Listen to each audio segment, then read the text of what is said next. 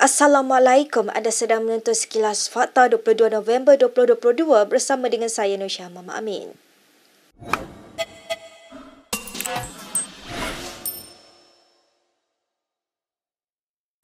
Pencarian Perdana Menteri yang ke-10 nampaknya masih diteruskan menurut calon Perdana Menteri Pakatan Harapan Anwar Ibrahim. Bercakap kepada pemberita di luar Istana Negara petang ini, Anwar tetap yakin dia akan memperoleh majoriti mudah dalam masa yang mencukupi. And I of course expressed this gratitude to signers and said we'll do our best and would digest the advice and would wait for the final decision, which is of course the discretion of the Yang di-Pertuan Agong. Tak ada apa-apa keputusan lagi setakat ini. Dalam sidang media sama, Anwar berkata Yang di-Pertuan Agong Sultan Abdullah Sultan Ahmad Shah menzahirkan hasrat agar satu kerajaan yang kukuh ditubuhkan dengan melibatkan semua wilayah, agama dan kaum.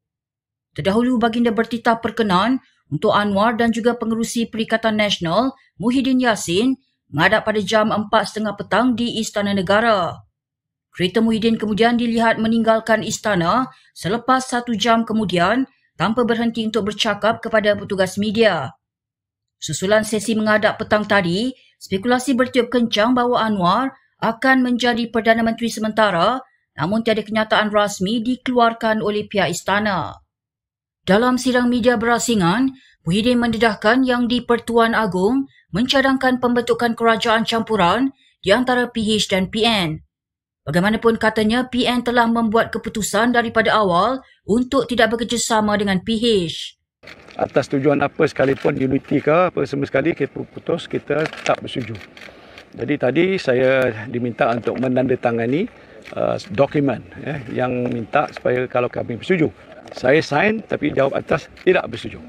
Untuk guru pada sama, memang kita dah sepakat atas sebab-sebab yang kita tahu kenapa kita tak boleh bersama dengan PH. Ini umum orang tahu apa sebabnya. And that is a stand that we have taken. Baik, sementara itu BN memberi gambaran gabungan itu kemungkinan menyokong calon Perdana Menteri dari gabungan lain namun kekal sebagai pembangkang. Perkara itu dinyatakan oleh Setiausaha Agung BN Zamri Abdul Kadir dalam satu kenyataan. Meskipun tidak menyatakan secara spesifik, kenyataan Zamri itu dipercayai merujuk kepada Perjanjian Keyakinan dan Perbekalan atau CSA.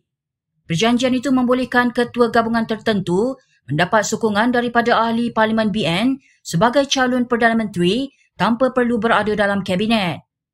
Naib Presiden UMNO Ismail Sabri Yaakob turut mengesahkan bahawa Dewan Tertinggi BN memutuskan untuk tidak menyokong mana-mana gabungan. Semalam, Timbalan Presiden UMNO Muhammad Hassan mencadangkan agar PH dan PN menubuhkan kerajaan untuk menyelesaikan kebuntuan politik susulan Parlimen tergantung. Pengundian Sabtu lalu menyaksikan tiada mana-mana parti atau gabungan mempunyai majoriti mudah untuk menubuhkan kerajaan apabila PH menang 82 kerusi, PN 73 kerusi, manakala BN 30 kerusi. Susulan itu, pemimpin PH dan BN mengadakan pertemuan di Hotel Sri Pacific semalam bagi merangka persetujuan untuk bekerjasama. Gabungan Parti Sarawak menyerahkan kepada Kebijaksanaan Yang di-Pertuan Agong untuk membuat keputusan mengenai calon Perdana Menteri ke-10. GPS berkata demikian dalam satu kenyataan hari ini selepas mencalonkan Muhyiddin Yassin sebagai Perdana Menteri pada Ahad lalu. Kenyataan terbarunya itu juga tidak mencalonkan Muhyiddin sama sekali, begitu juga dengan calon bagi pakatan yang lain.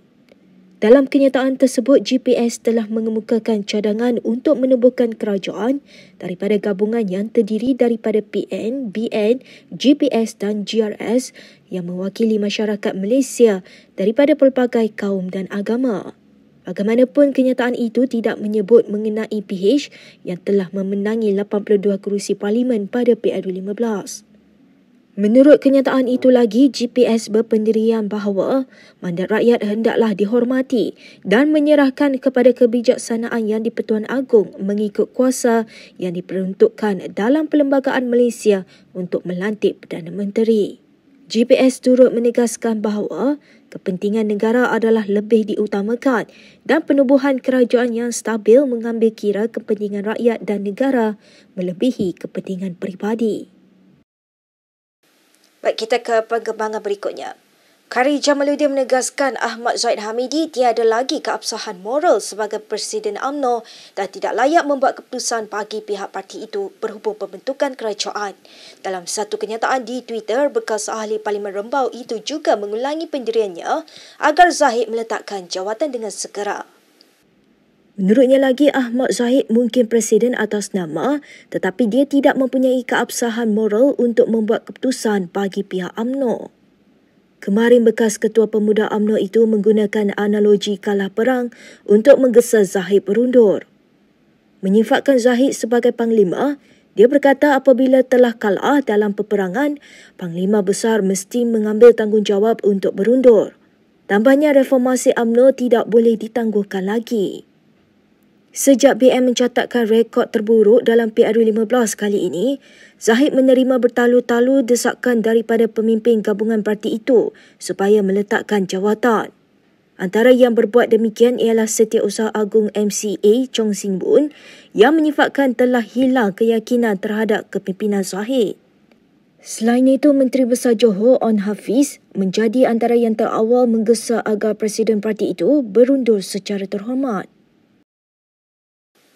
Abdul Hadi Awang menggesa semua pihak untuk menghormati keputusan PRU15 ketika negara sedang melalui fasa pembentukan kerajaan. Presiden PAS itu turut menyeru semua pihak supaya tidak mencetuskan sebarang bentuk provokasi yang boleh menggugat keharmonian dalam negara. Dalam kenyataannya, PAS memberi amaran kepada mana-mana pihak supaya tidak menangguk di air yang keruh dan jangan sesekali dijolok sarang tebuan demi menjaga kepentingan negara dan rakyat keseluruhannya. Tegasnya lagi, ini bagi memastikan semua pihak perlu memelihara kestabilan politik dan ekonomi dalam negara. Semalam, PDRM turut memberi peringatan kepada masyarakat agar tidak menimbulkan situasi atau sebarang provokasi yang boleh mengancam keselamatan dan ketenteraman awam melalui media sosial. Ia susulan tindakan pengguna media sosial memuat naik kandungan yang menyentuh sentimen perkauman dan keagamaan serta menghina institusi diraja susulan keputusan PRU15. Baik, berita seterusnya. 10 Exco Perak daripada Barisan Nasional dan Pakatan Harapan mengangkat sumpah jawatan di Istana Iskandaria hari ini. 3 ahli Exco tersebut merupakan daripada PN, manakala 7 lagi daripada PH. Exco PH terdiri daripada 4 adun DAP, 2 PKR dan 1 amanah. BN mempunyai 8 kerusi dalam DUN, PH 24 dan Perikatan Nasional dengan 26 kerusi. Semalam adun Kota Tampan Searani Muhammad sekali lagi dipilih untuk memegang jawatan Menteri Besar Perak selepas pembubaran DUN pada 16 Oktober lepas.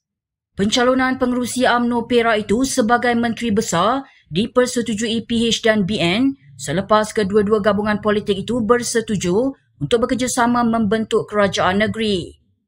Pengerusi Amanah Perak Asmuni Awi semalam berkata, keputusan itu dibuat bagi memenuhi hasrat rakyat yang mahukan pembentukan kerajaan yang stabil di negeri itu.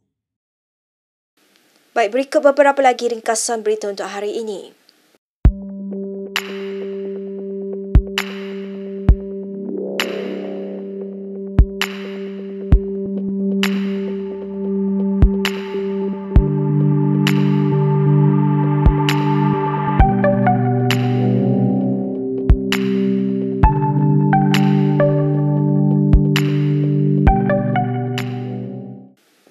Sekian sahaja daripada saya, Nur Syihah Mama Amin untuk Sekilas Fakta.